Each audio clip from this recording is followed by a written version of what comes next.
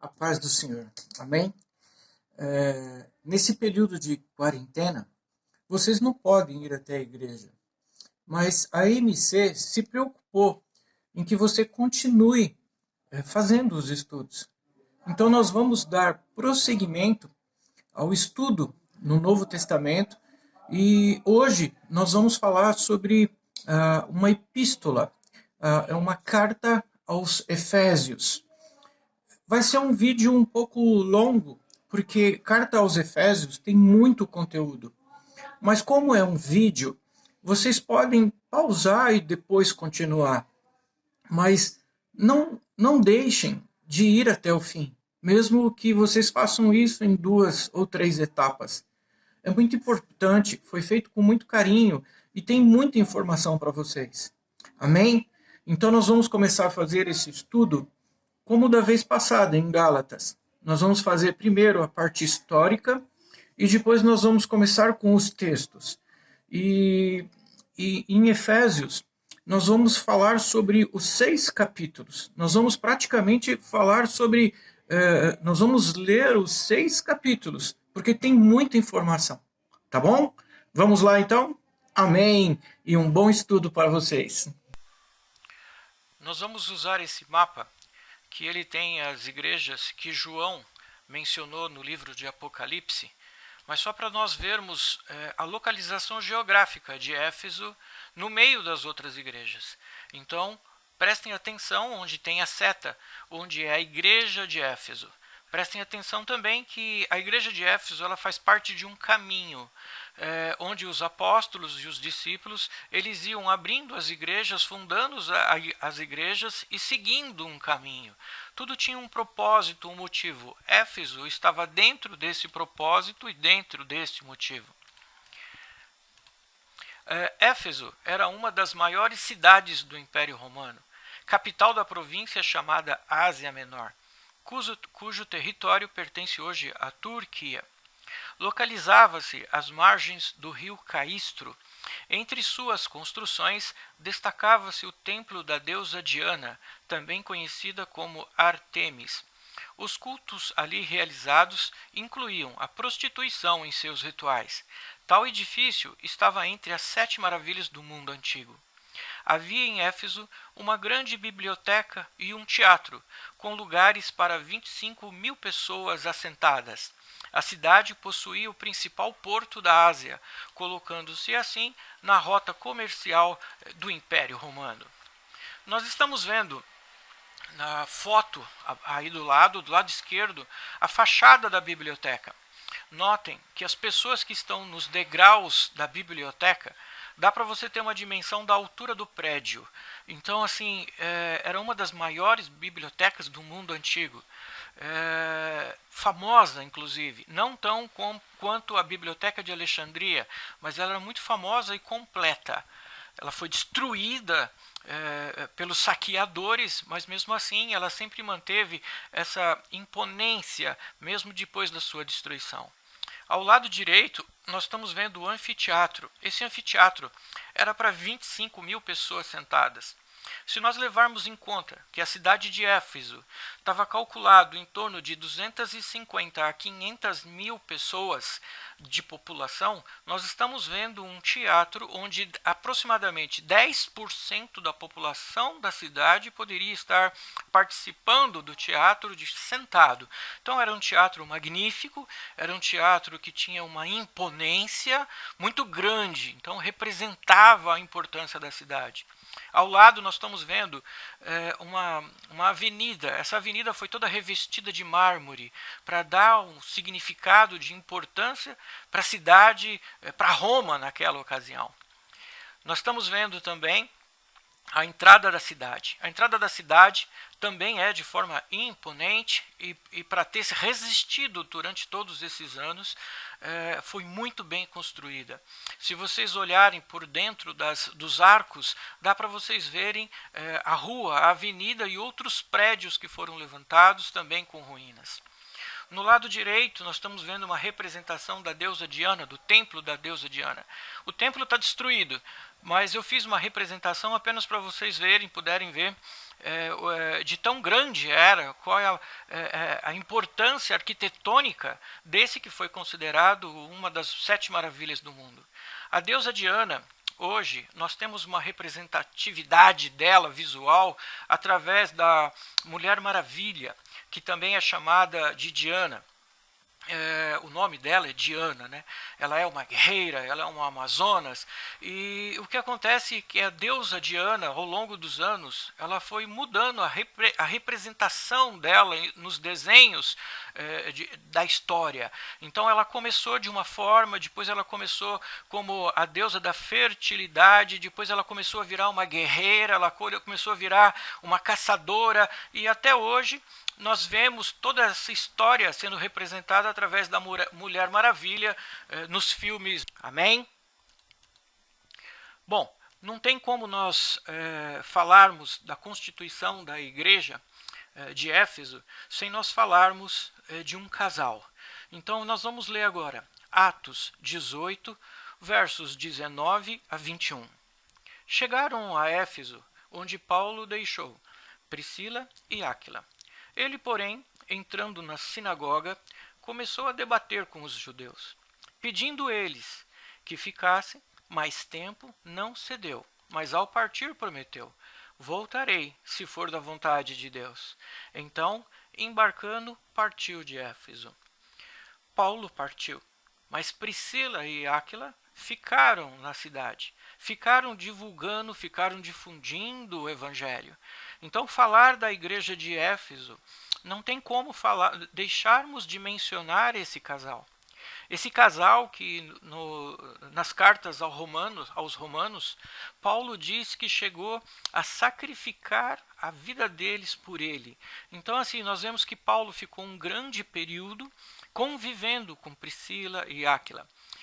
Como eles eram fabricante de tendas, então Paulo ficou um tempo com eles morando, ministrando, se alimentando, viveu mesmo com este casal e ministrou a vida deles. Então é muito importante nós falarmos sobre esse casal na constituição da igreja de Éfeso. Na fundação da igreja de Efésios, nós vamos incluir mais um personagem. Nós vamos incluir agora Apolo. Nós vamos ler Atos 18, do 24 ao 26. Enquanto isso, um judeu chamado Apolo, natural de Alexandria, chegou a Éfeso. Ele era um homem culto e tinha grande conhecimento das Escrituras. Fora instruído no caminho do Senhor, e com grande fervor falava e ensinava com exatidão acerca de Jesus, embora conhecesse apenas o batismo de João. Logo, começou a falar corajosamente na sinagoga.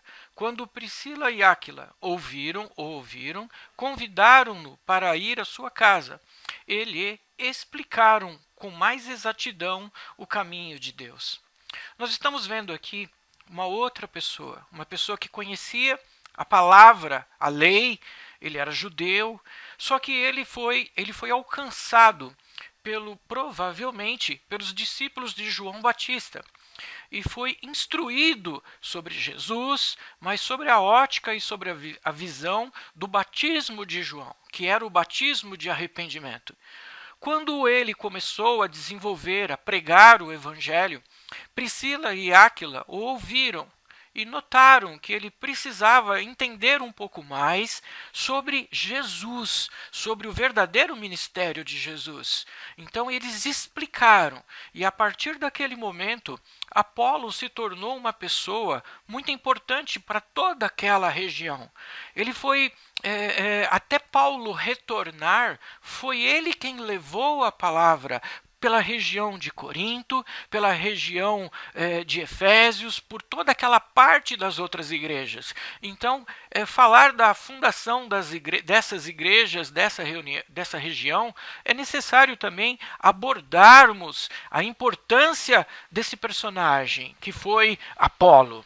Apolo fez um trabalho tão bom que, em um determinado momento, Paulo teve que explicar a função de Apolo e a dele para todas as pessoas. Nós vemos isso em 1 Coríntios, no capítulo 3, no verso 4 a 7. Pois quando alguém diz eu sou de Paulo e outro eu sou de Apolo, não estão sendo mundanos? Afinal de contas, quem é Apolo e quem é Paulo? Apenas servos por meio dos quais vocês vieram a crer, conforme o ministério que o Senhor atribuiu a cada um. Eu plantei, Apolo regou, mas Deus é quem fazia crescer, de modo que nem o que planta, nem o que rega são alguma coisa, mas unicamente Deus que efetua o crescimento. O trabalho de Apolo, ele foi tão bom, ele conseguiu levar tantas coisas para essas pessoas, que as pessoas começavam a fazer diferenciação. Eu sou de Paulo, eu sou de Apolo. Então, assim, dado a importância de Apolo naquele momento. Mas aí Paulo teve que intervir e colocar, Paulo não é nada, Apolo não é nada, quem fez crescer é o Senhor. Então, assim, ele diz, eu plantei, Apolo regou, então ele está dando o mérito ao Apolo, ele está reconhecendo o trabalho de Apolo, mas ele está dizendo também que nem ele, nem o Apolo fizeram alguma coisa, mas unicamente Deus que deu o crescimento. No capítulo 19 de Atos, dos versos 9 ao verso 12, nós vemos que Paulo ele retorna para a região e já está fazendo o trabalho. Então vamos ler. Mas alguns deles se endureceram e se recusaram a crer, e começaram a falar mal do caminho diante da multidão. Paulo então afastou-se deles, tomando consigo os discípulos, passou a ensinar diariamente na escola de Tirano. Isso continuou por 2 anos, de forma que todos os judeus e os gregos que viviam na província da Ásia ouviram a palavra do Senhor. Deus fazia milagres extraordinários por meio de Paulo, de modo que até lenços e aventais que Paulo usava eram levados e colocados sobre os enfermos. Estes eram curados de suas doenças e os espíritos malignos saíram deles. Nós estamos vendo aqui que Paulo retornou, Paulo encontrou resistência, pessoas estavam falando mal do caminho que Paulo estava ensinando, e o que Paulo fez é uma lição que nós temos que tomar, nós temos que ter.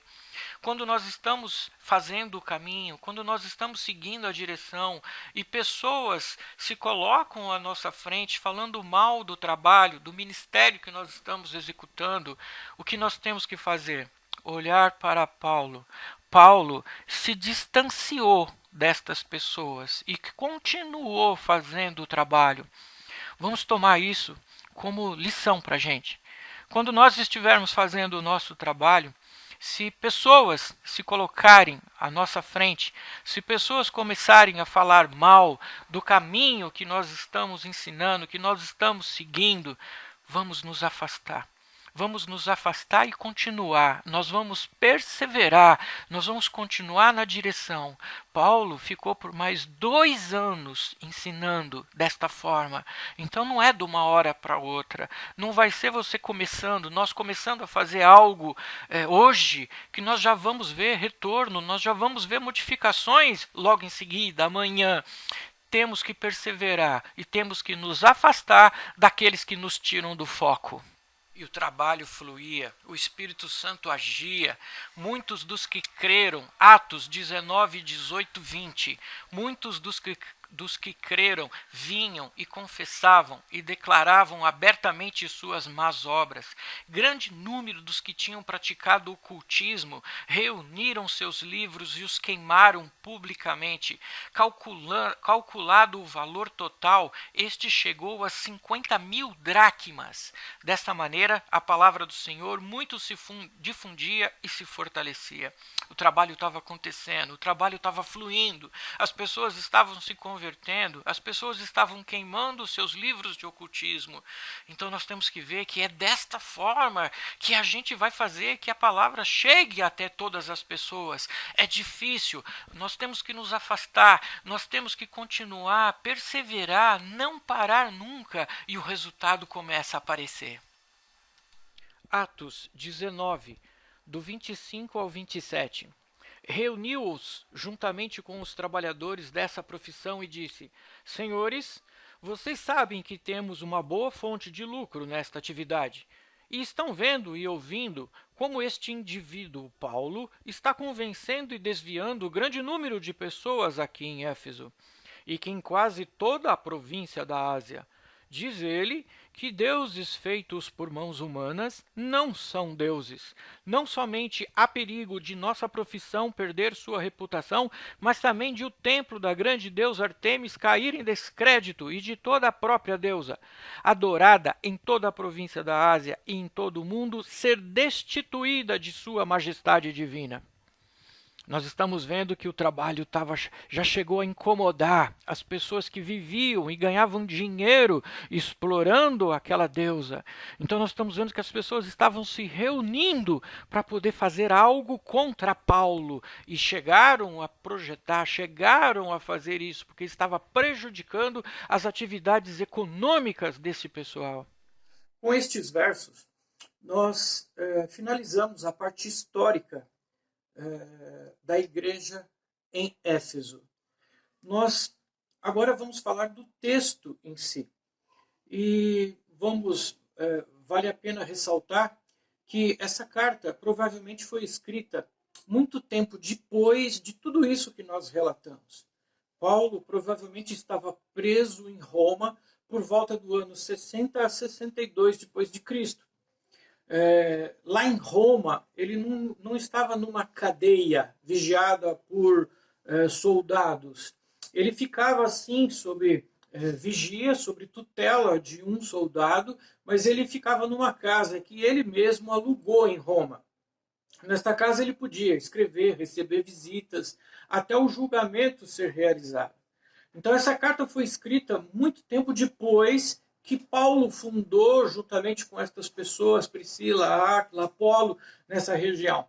Então, agora, nós vamos passar aos textos. Vamos lá? Capítulo 1, saudação. Paulo, apóstolo de Cristo Jesus, pela vontade de Deus, aos santos e fiéis em Cristo Jesus que estão em Éfeso. A vocês graça e paz da parte de Deus, nosso Pai, e do Senhor Jesus Cristo. Bendito seja o Deus e Pai de nosso Senhor Jesus Cristo, que nos abençoou com todas as bênçãos espirituais nas regiões celestiais em Cristo. Efésios 1, do 1 ao 3. Paulo inicia a carta como de costume, apresentando sua credencial de apóstolo segundo a vontade de Deus, nos mostrando que a sua vocação é verdadeira. Ele saúda os irmãos que estão em Éfeso com a graça e a paz do nosso Senhor Jesus Cristo. Efésios, capítulo 1, versos 7 a 10. Sangue e perdão. Nele temos a redenção por meio de seu sangue, o perdão dos pecados, de acordo com as riquezas da graça de Deus, a qual ele derramou sobre nós com toda sabedoria e entendimento, e nos revelou o mistério da sua vontade, de acordo com o seu bom propósito, que ele estabeleceu em Cristo. Isto é, de fazer convergir em Cristo todas as coisas celestiais ou terrenas na dispensação da plenitude dos tempos. Deus perdoou os nossos pecados por meio do derramamento de sangue de seu Filho, Jesus, na cruz do Calvário. Deus exigiu um sacrifício perfeito e apenas o seu Filho estava apto a apresentá-lo. Com isso, Paulo exalta a riqueza da graça de Deus. Por tamanho sacrifício, Deus não nos abandonou em nossos delitos, pelo contrário, por sua infinita grande sabedoria e entendimento, ele nos revelou a sua vontade, que para nós era um grande mistério, com o propósito de nos mostrar que Cristo é o centro de toda a criação. Gente, Paulo está nos dando aqui agora uma ideia de que tudo que foi falado no Antigo Testamento, desde a criação do mundo, Deus nunca nos abandonou. E o mistério que foi colocado por alguns profetas do Antigo Testamento estava se revelando ali agora. Estavam se revelando que desde a criação do mundo, Deus já tinha planejado sacrificar o seu Filho na cruz do Calvário ao nosso favor. Então Paulo está colocando que isso, desde muito tempo, que não tinha sido revelado totalmente, agora estava sendo revelado. Agora estava sendo colocado em prática o grande propósito desde a criação do mundo, que esse mistério agora já estava revelado, que Cristo já tinha morrido e nós estávamos tendo a oportunidade novamente de sermos reintegrados à grande família do Senhor. Então, assim, é muito importante a gente saber disso, e agora nós estamos vendo que Paulo já tinha a definição disso em sua mente, estava claro isso para ele. Efésios 1, 15 ao 17. Por essa razão, desde que ouvi falar da fé que vocês têm no Senhor Jesus e do amor que demonstram para com todos os santos, não deixo de dar graças por vocês, mencionando-os em minhas orações. Peço que o Deus de nosso Senhor Jesus Cristo, o glorioso Pai, lhes dê espírito de sabedoria e de revelação no pleno conhecimento dele. Dito isso, o apóstolo começa a demonstrar a sua alegria ao saber que a fé dos efésios está crescendo e como eles têm comunhão uns com os outros. Como resultado, Paulo tem dado graças a Deus de maneira constante e não cessa de apresentá-los em oração, rogando a Deus que lhes conceda sabedoria, revelação e conhecimento do seu Filho Jesus. Ei, irmãos da igreja da freguesia, se Paulo estivesse escrevendo uma carta a nosso respeito, ele estaria escrevendo com tanta alegria? Ele estaria alegre porque ele está vendo a nossa fé? Ele está vendo a nossa fé crescer? Ele está vendo que nós temos comunhão uns com os outros? Será que a visão dele sobre nós seria a mesma que ele teve sobre os Efésios? Efésios 2, versos 1 a 3. Vocês estavam mortos em suas transgressões e pecados, nos quais costumavam viver quando seguiam a presente ordem deste mundo e o príncipe do poder do ar, o espírito que agora está atuando nos que vivem na desobediência. Anteriormente, todos nós também vivíamos entre eles, satisfazendo as vossas vontades da nossa carne, seguindo os seus desejos e pensamentos. Como os outros, éramos por natureza merecedores da ira. Paulo mostra como estávamos mortos em nossos erros e pecados. Anteriormente, além de vivermos na prática do pecado, nós tínhamos prazer neles. Agora não. Agora em Cristo, tudo é novo. Efésios 2, versos 4 ao 9. Todavia, Deus, que é rico em misericórdia, pelo grande amor com quem nos amou, deu-nos vida juntamente com Cristo, quando ainda estávamos mortos em transgressões. Pela graça, vocês são salvos.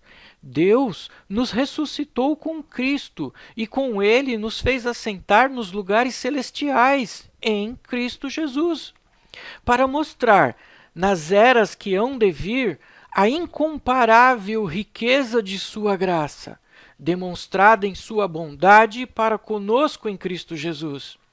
Pois vocês são salvos pela graça, por meio da fé, e isto não vem de vocês, é dom de Deus, não por obras, para que ninguém se glorie. Gente, Paulo está dizendo aqui para a gente que nós fomos salvos única e exclusivamente pela graça do Senhor. Portanto, nada que nós façamos será capaz de promover alguma compensação diante dele. De qualquer forma, o Senhor nos justificou para que, como seu povo, sejamos cheios de boas obras. Então, nós não somos salvos pelas obras, mas nós somos cheios de boas obras para podermos realizar. Então nós realizamos, mas não é porque nós as realizamos que nós somos salvos. Nós somos salvos porque Deus nos justificou e Ele nos encheu da vontade de fazer o bem, da vontade de fazer coisas boas, e é isso que nós temos que fazer. Efésios 2, versos 11 a 12. Portanto, lembre-se de que anteriormente vocês eram gentios por nascimento e chamados incircuncisão pelos que se chamam circuncisão, feita no corpo por mãos humanas, e que naquela época vocês estavam sem Cristo, separados da comunidade de Israel, sendo estrangeiros quanto às alianças da promessa, sem esperança e sem Deus no mundo. Antes, nós não fazíamos parte da aliança. Antes, nós não tínhamos nada, nós éramos separados. Hoje, nós não somos mais separados, nós somos nova criatura e fazemos parte agora da mesma promessa que os circuncidados têm. Então hoje nós não precisamos mais de circuncisão.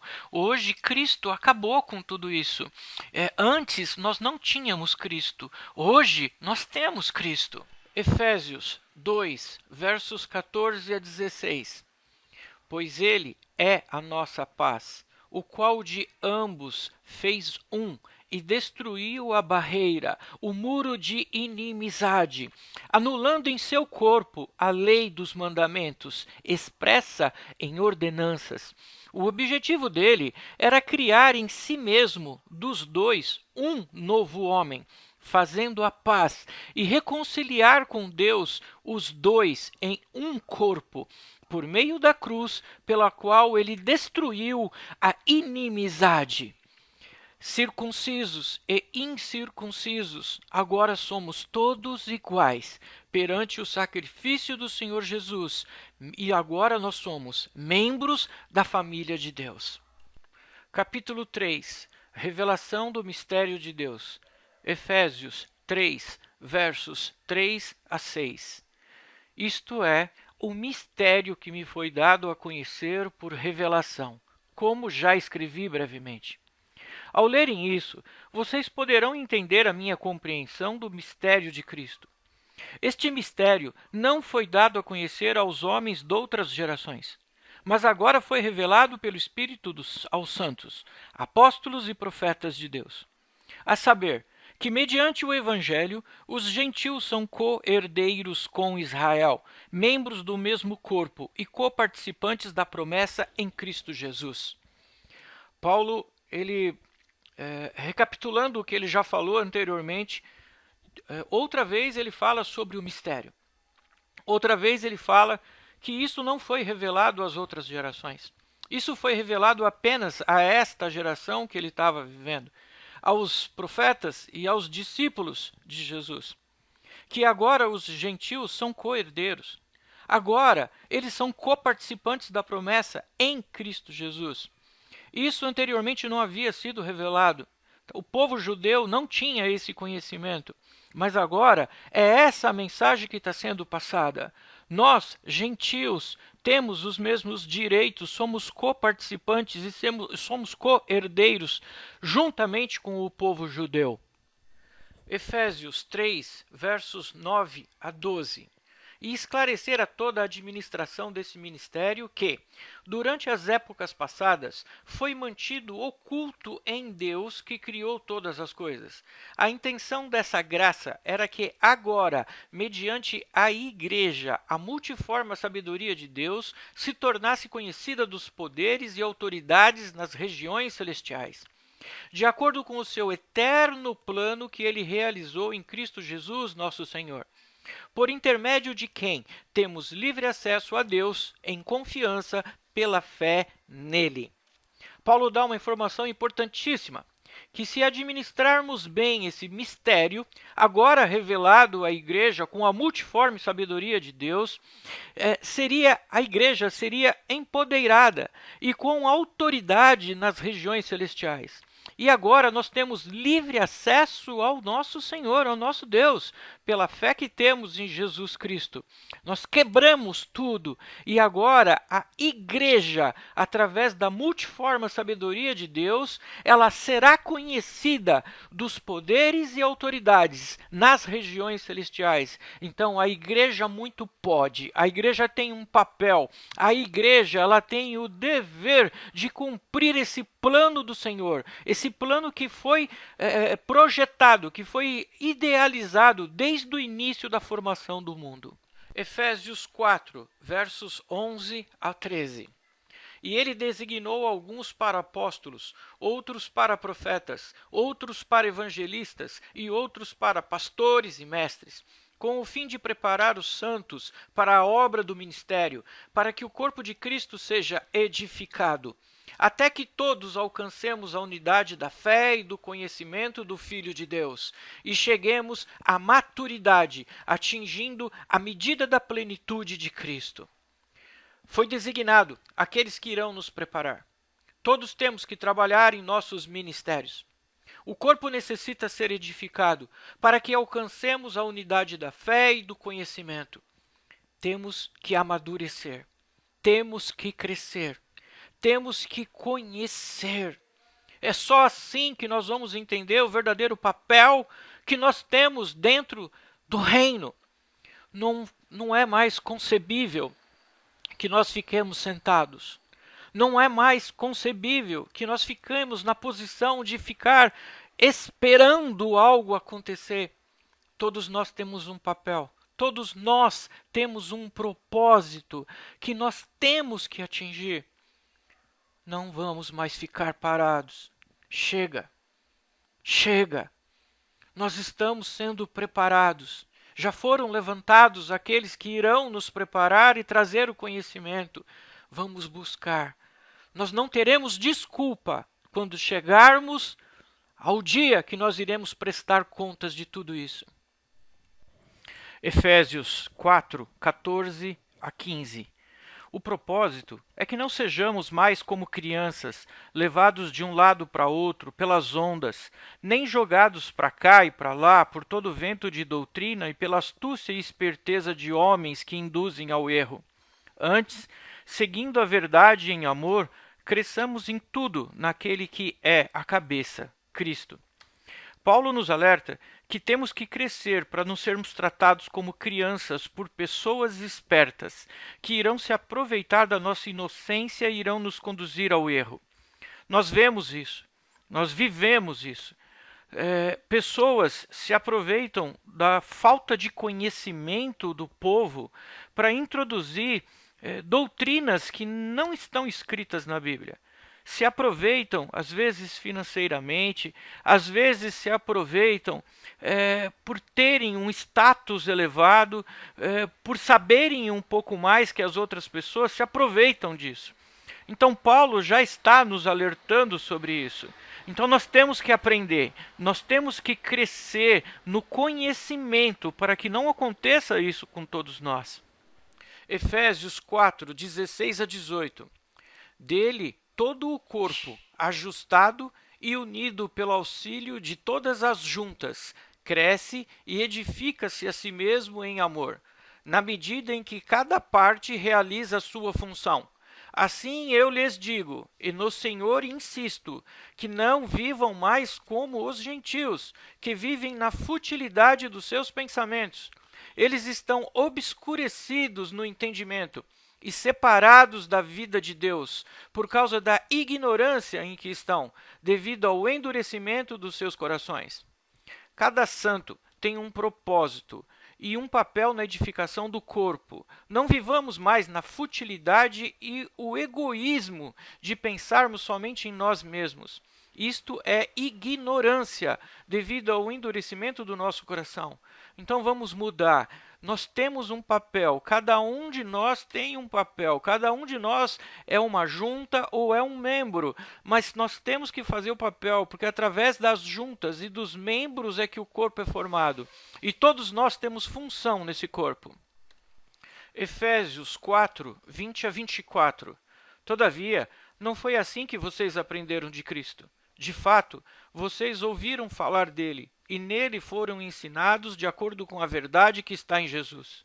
Quanto à antiga maneira de viver, vocês foram ensinados a despir-se do velho homem, que se corrompe por desejos enganosos, a serem renovados de modo de pensar e a revestir-se do novo homem, criado para ser semelhante a Deus, em justiça e em santidade, provenientes da verdade. Libertemo-nos do velho homem, que nos traz desejos enganosos. Vamos pensar em revestirmos-nos de novo homem, criado para ser semelhante a Deus. Mudar. Temos que nos converter. Efésios 4, 25 a 29. Portanto, cada um de vocês deve abandonar a mentira e falar a verdade ao seu próximo, pois todos nós somos membros de um mesmo corpo. Quando vocês ficarem irados, não pequem. Apaziguem a sua ira antes que o sol se ponha, e não deem lugar ao diabo. O que furtava, não furte mais. Antes trabalhe, fazendo algo de útil com as mãos, para que tenha o que repartir com quem estiver em necessidade. Nenhuma palavra torpe saia da boca de vocês, mas apenas a que for útil para edificar os outros, conforme a necessidade, para que conceda graça aos que ouvem. Efésios 4, do 30 ao 32. Não entristeçam o Espírito Santo de Deus, com o qual vocês foram selados para o dia da redenção. Livrem-se de toda amargura, indignação e ira, gritaria e calúnia, bem como de toda maldade. Sejam bondosos e compassivos uns para com os outros, perdoando-se mutuamente, assim como Deus perdoou vocês em Cristo. Enfim, devemos nos converter de forma definitiva. Efésios capítulo 5, santificação e a vontade de Deus, versos de 3 a 5. Entre vocês não deve haver nem sequer menção de imoralidade sexual, nem de qualquer espécie de impureza, nem de cobiça, pois estas coisas não são próprias para os santos.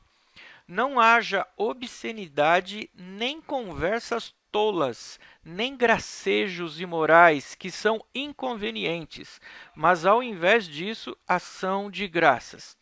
Porque vocês podem estar certos disso: nenhum imoral, nem impuro, nem ganancioso, que é idólatra, tem herança no reino de Cristo e de Deus.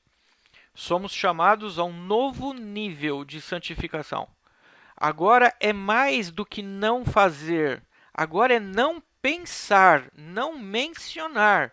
Nós estamos partindo para um novo nível agora com isso que nós estamos aprendendo. Efésios 5, 22 a 27. Mulheres, sujeitem-se a seus maridos, como ao Senhor, pois o marido é o cabeça da mulher, como também Cristo é o cabeça da igreja, que é o seu corpo, do qual ele é o Salvador. Assim como a igreja está sujeita a Cristo, também as mulheres estejam em tudo sujeitas a seus maridos. Maridos, amem suas mulheres, assim como Cristo amou a igreja e entregou-se a si mesmo por ela, para santificá-la, tendo-a purificado pelo lavar da água mediante a palavra, e apresentá-la a si mesmo como igreja gloriosa, sem mancha, nem ruga, ou coisa semelhante, mas santa e inculpável. Efésios 5, 28 a 33. Da mesma forma, os maridos devem amar as suas mulheres como a seus próprios corpos. Quem ama a sua mulher, ama a si mesmo. Além do mais, ninguém jamais odiou o seu próprio corpo. Antes o alimenta e dele cuida, como também Cristo faz com a igreja, pois somos membros do seu corpo. Por essa razão, o homem deixará pai e mãe e se unirá à sua mulher, e os dois se tornarão uma só carne. Este é um mistério profundo. Refiro-me, porém, a Cristo e à igreja. Portanto, cada um de vocês também ame a sua mulher como a si mesmo, e a mulher trate o marido com todo o respeito. Estes versos, por vezes interpretados de forma equivocada, como sendo versos machistas e causando até discussões no lar, devido à sociedade moderna, deveriam ser melhor estudados. E podemos não conseguir, pois é mistério. Se trata de cuidado, organização, respeito pelas características de cada um. O homem tem uma característica, a mulher tem outra característica. Na verdade, os dois se completam. Então, eu não posso desejar tudo para mim, porque o meu complemento está no outro e vice-versa. Então, se trata de cumplicidade do casal. A felicidade de um é a do outro. Um não pode ser feliz sem o outro, porque um faz parte do outro. Então, se a minha outra parte não está feliz, eu, como um todo, também não ficarei. Este é um mistério profundo. Refiro-me, porém, a Cristo e à Igreja. Isso está escrito em Efésios 5,32. A analogia do casamento, se referindo à Igreja, e os princípios são os mesmos. Então, se eu não me dou como igreja para o meu irmão, eu também não me sinto feliz. Então, a analogia do casal, a analogia do casamento, ela também é colocada dentro da igreja. Então, se eu quero ser feliz, ter uma vida próspera e feliz, eu tenho que executar as mesmas coisas que eu devo executar com a minha esposa. Então, eu devo desejar que o meu irmão, desejar que aquele que congrega comigo, a minha família, estejam felizes comigo. Então, eu tenho que me esforçar para isso. Em troca, eles também se esforçarão para me fazer feliz. Então, é dessa forma que nós teremos progresso, que nós teremos alegria e felicidade, tanto no casamento como na igreja. Efésios 6, versos 10 a 13. Batalha espiritual e a armadura de Deus. Finalmente, fortaleçam-se no Senhor e no seu forte poder. Vistam toda a armadura de Deus, para poderem ficar firmes contra as ciladas do diabo. Pois a nossa luta não é contra pessoas, mas contra os poderes e autoridades, contra os dominadores deste mundo de trevas, contra as forças espirituais do mal nas regiões celestiais. Por isto, vistam-se toda a armadura de Deus, para que possam resistir no dia mau e permanecer inabaláveis depois de terem feito tudo. Bom, Paulo está dando para nós aqui uma visão de que tudo que nós fazemos não é contra homens e mulheres. Tudo que nós temos que fazer, nos fortalecer, é contra o inimigo. É contra as forças espirituais que querem o nosso mal, contra as ciladas que irão ser colocadas à nossa frente. Então, para que nós possamos enfrentar estas ciladas do dia a dia, nós temos que estar preparados. Não adianta nós enfrentarmos esse mal sem o preparo e sem termos a vestimenta, sem termos as ferramentas adequadas. Efésios 6, versos 14 a 18. Assim, mantenham-se firmes, cingindo-se com o cinto da verdade, vestindo a couraça da justiça e tendo os pés calçados com a prontidão do evangelho da paz. Além disso, usem o escudo da fé, com o qual vocês poderão apagar todas as setas inflamadas do maligno. Usem o capacete da salvação e a espada do Espírito, que é a palavra de Deus. Orem no Espírito em todas as ocasiões, com toda oração e súplica. Tendo isso em mente, estejam atentos e perseverem na oração por todos os santos. Paulo ele faz uma comparação com tudo que ele está falando aqui com os soldados romanos. O soldado romano era o mais preparado da época. Então, todos os exemplos que nós fazemos e linkamos com o soldado ou com a organização do exército romano, é sempre buscando a excelência. Então, Paulo usa cada armadura, cada ferramenta do soldado para poder colocar e poder fazer um link com a parte da fé. Paulo fala do cinto, couraça, sandália, escudo, capacete, espada e oração. Paulo não pede que forjemos armas, ele nos incita a tomarmos posse, pois elas já estão à nossa disposição. Armas humanas não são úteis a batalhas espirituais. A batalha não é um dia específico, pode ser a cada dia e em alguma situação. Então nós temos que estar permanentemente vestidos e colocando em prática cada uma dessas armas. Cinto. O cinto da verdade. O cinto é a peça que cinge, isto é, que segura ou prende as roupas à cintura. Significa que todas as roupagens espirituais que usamos devem estar com a verdade. Usava-se no armamento romano um cinto para prender a couraça e o resto da roupa. Este cinto vinha cheio de pedras semi-preciosas e era usado com muito orgulho pelos soldados.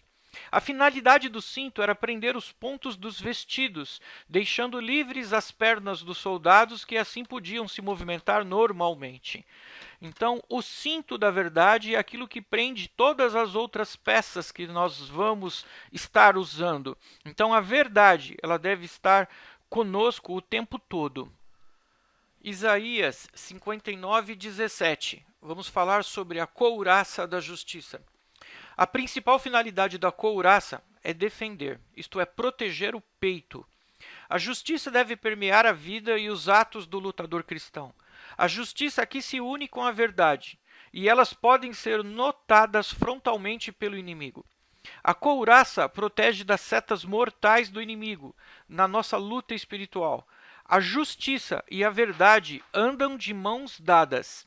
Isaías 59:17 diz assim: usou a justiça como couraça, pôs na cabeça o capacete da salvação, vestiu-se de vingança e envolveu-se no zelo como numa capa. Vamos falar de mais uma arma para vencer na parte espiritual. Vamos falar agora do calçado na preparação do Evangelho da Paz. Os calçados são importantes para os pés do lutador na guerra. Nos tempos romanos, em que Paulo se inspirou para fazer a analogia das armas, o soldado usava um tipo de sandália com cravos na sola, que ajudavam o soldado a não deslizar, dando-lhe segurança. Portanto, a significação da expressão paulina para calçados na preparação do Evangelho da Paz tem a ver com a segurança da mensagem que pregamos. O Evangelho é poder. Dunamis, no grego, contra as forças do mal. Eu lembro uma ocasião que eu estava estudando também sobre os soldados romanos, e eles colocavam os escudos na frente, e quando as tropas inimigas elas vinham tentando romper a linha dos romanos, eles usavam esses calçados com cravos para fincar os pés no chão e não deixar que as linhas fossem rompidas. E o soldado de trás, com uma lança, ele ia matando os inimigos. Então, os de escudo seguravam e os de trás, eles iam com as lanças matando. Então, assim, essa estratégia romana, que foi muito usada, essa estratégia fez com que o exército romano fosse poderoso demais. Ele avançou, ele venceu, ele conquistava tudo onde ele ia. E a cada vez que uma nova situação vinha, os soldados e os generais, eles criavam novas estratégias. Então foi um exército muito bem preparado por pessoas muito bem preparadas. Esse foi o segredo do exército romano. Não era uma cabeça, eram vários generais. Então o que nós temos que ter hoje, para a gente difundir o Evangelho, não é ter uma pessoa, nós temos que ter muitas pessoas, vários generais, e sempre com a sandália com cravos, para que a gente não retroceda. O escudo da fé. O escudo é a arma defensiva contra os ataques diretos do inimigo. O soldado prendia o escudo num dos braços, e esse escudo tinha a forma de um prato gigante, que servia para proteger todo o corpo. A fé diz respeito à nossa confiança e crença doutrinária. Um soldado cristão sem escudo é soldado vulnerável aos ataques satânicos. O conhecimento da palavra de Deus forma o corpo da fé, ou seja, o escudo da fé que protege o crente contra as heresias e mentiras satânicas. Então, o conhecimento da palavra de Deus é aquilo que vai nos dar e vai fortalecer esse escudo da fé contra todo tipo de heresia e mentira satânica. O que são esses dardos inflamados? Dardos inflamados eram estopas embebidas em alguma substância inflamável que eram acesas e lançadas em flechas contra os soldados romanos. Havia naquele tempo escudos muito frágeis, feitos de madeira. Os inimigos lançavam esse dardo inflamado para queimar o escudo e tornar vulnerável o corpo do soldado para ser atingido. No sentido espiritual, o diabo lança suas flechas com dardos inflamados de carnalidade e maldade para enfraquecer o crente. Mas nosso escudo deve ser o escudo da fé, que impede a destruição com o fogo. Nossa fé deve ser a força incontestável que derrota o diabo. Antigamente existiam os escudos, os próprios romanos inicialmente começaram com escudos de madeira. Só que os adversários, sabendo que os soldados romanos eram muito bem preparados, eles começaram a ver as fraquezas do exército. Uma das fraquezas eram os escudos. Então eles lançavam chuvas de flechas de fogo para poder ir minando as tropas romanas, para depois vir o ataque deles. Então Roma, os generais, vendo esta fraqueza, eles desenvolveram os escudos que já não eram mais de madeira. Agora eles eram de bronze, eles eram de metal, para evitar que eles fossem destruídos com o fogo. Então nós, cristãos, e quando nós falamos de escudos da fé, o nosso escudo não pode ser frágil, o nosso escudo não pode ser de madeira, o nosso escudo ele tem que ser revestido, porque senão ele será queimado pelas setas. Então nós temos que nos preparar a palavra, nós temos que nos exercitar a nossa fé para que ela fique sempre ampliando, ela fique sempre crescendo. E a fé é um exercício também. Eu aumento a minha fé à medida que eu executo, à medida que eu exercito ela. E é isso que nós devemos fazer, exercitar sempre a nossa fé. O capacete da salvação. O capacete servia para proteger a cabeça. Nos tempos antigos, os capacetes eram feitos com figuras decoradas de animais ou carrancas para intimidar o adversário ou para representar o usuário do capacete. O apóstolo usou a figura do capacete para representar a salvação. A cabeça é a parte mais vulnerável do corpo, por isso o lutador a protegia com um capacete. As figuras representativas usadas no capacete tinham o objetivo de mostrar a força e a inteligência do lutador. O crente, por sua vez, toma posse do capacete da salvação, que é a segurança máxima de sua vida. Pois se a cabeça for atingida, ele corre o risco de perder a salvação, todo o corpo. A espada do Espírito. Havia dois tipos de espadas usadas numa batalha. Uma era feita de várias formas e tamanhos, normalmente de bronze. No grego, esse tipo de espada chamava zippos. O bronze pode representar a presença do Espírito Santo na vida do crente. O outro tipo no grego era macaíra. Era um pouco mais curta que a zippos e era usada pelos gladiadores. Quanto à dimensão da espada, o texto não se preocupa. Preocupa-se antes com o seu manuseio. A espada era uma arma de ataque. Entendo que todas as outras eram de defesa. A espada é de ataque. O texto diz que a espada do Espírito é a palavra de Deus. A palavra das Escrituras é a espada do Espírito contra o erro, contra a mentira e a presunção. Só essa espada pode vencer o diabo e o pecado. É uma arma ofensiva. A palavra pregada ou ensinada com autoridade é a espada do Espírito em ação. A nossa própria palavra é frágil, mas a palavra de Deus é poderosa. G.H. Leis, em seu comentário da carta aos Efésios, diz: os grandes triunfos dos evangelistas se devem ao fato de fazerem muito uso da palavra de Deus em suas pregações. Os que pregam filosofia ou sutilezas da lógica moderna podem convencer o intelecto, mas não movem o coração. Importante isso. Nós que fazemos evangelismo, nós que fazemos missões, nós temos que prestar atenção. Não é a nossa palavra que vai mover o espírito da outra pessoa, que vai fazer com que a pessoa se converta. É a palavra de Deus, é a palavra que está na Bíblia. Não é a nossa própria palavra ou a nossa maneira bonita de se dizer as coisas. Tá? Às vezes, nós, quando falamos de maneira simples, nós falamos de uma maneira direta, é muito mais poderoso do que nós fazermos rodeios Mas quando nós falamos simples, nós temos que falar a palavra de Deus, não aquilo que é o nosso comentário. Efésios 6, 23 e 24. Paz seja com os irmãos. E o amor, com fé da parte de Deus Pai e do Senhor Jesus Cristo. A graça seja com todos os que amam o nosso Senhor Jesus Cristo com amor incorruptível. Com este verso, nós encerramos a carta aos Efésios.